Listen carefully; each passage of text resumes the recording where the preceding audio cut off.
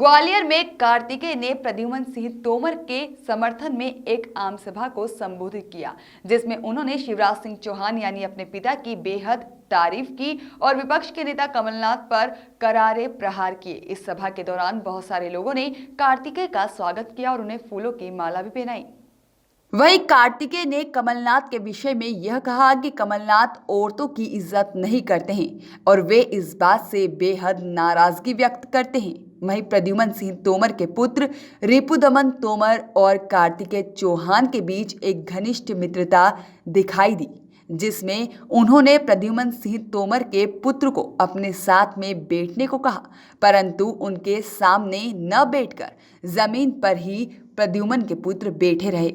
कार्तिकेय ने 15 साल के शिवराज सिंह चौहान के कार्यकाल की जमकर तारीफ करते हुए यह भी कहा कि यह गरीब किसानों और पिछड़े लोगों की सरकार है, जिसमें उन्होंने बहन, बेटियों और माताओं के लिए बहुत कुछ किया है। वहीं यह बात गौरतलब है कि कार्तिकेय चौहान की कल पहली बार ग्वालियर में सभा हुई। नमस्कार करता कार्तिक भैया जिंदाबाद, कार्तिक भैया जिंदाबाद, कार्तिक भैया जिंदाबाद।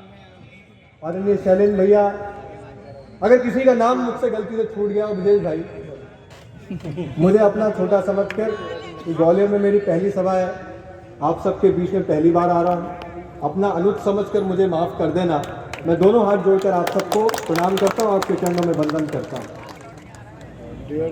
अभी आदरणीय अजय दादा बता रहे थे, मैं आज देख सकता हूँ आज की सभा में हमें दो किस्म के लोग दिखते हैं। एक हमारे बड़े बुजुर्ग जिन्होंने मध्य प्रदेश के पूरे इतिहास को देखा है आज़ादी के बाद से, और एक हमारे नौजवान साथी, नौजवान खून, 20 से 30 साल के हमारे नौजवान साथी, जो हो सकता है जिन्होंने आज से 15 साल पहले जो आदरणीय दिग्विजय सिंह जी का शासन था उन्होंने ना देखा।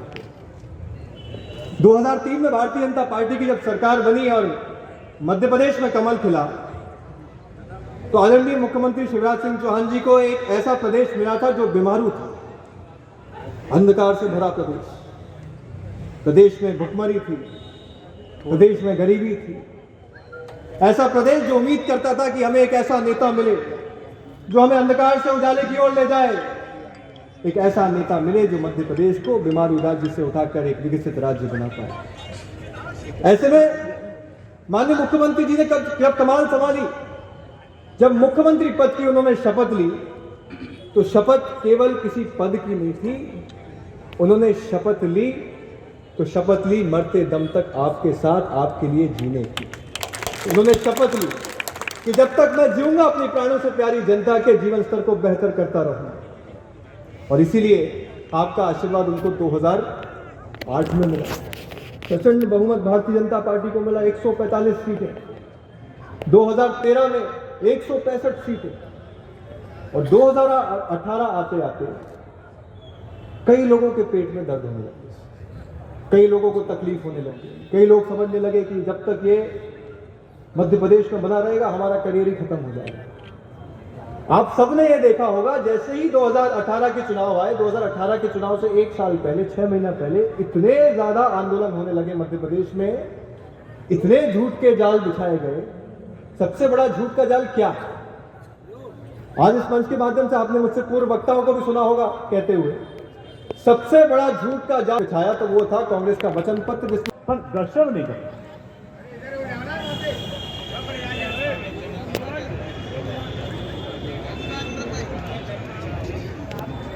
मैं तो बहुत लंबी चौड़ी बातचीत नहीं करूंगा।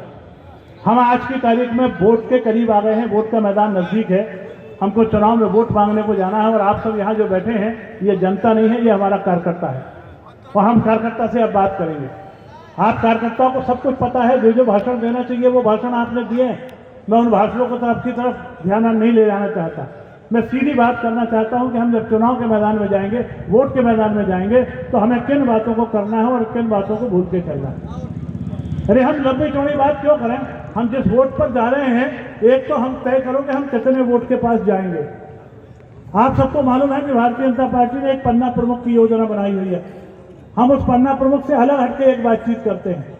मैं अभी वार्ड नंबर 13 शिखरवार जी के साथ वार्ड नंबर 13 में 10 पोलिंग बूथ के पोलिंग। जो पहली बार कार्तिकेय जी का ग्वालियर आगमन हुआ है, इस विषय में आपकी क्या राय है? कार्तिकेय सिंह जी नौजवान हैं,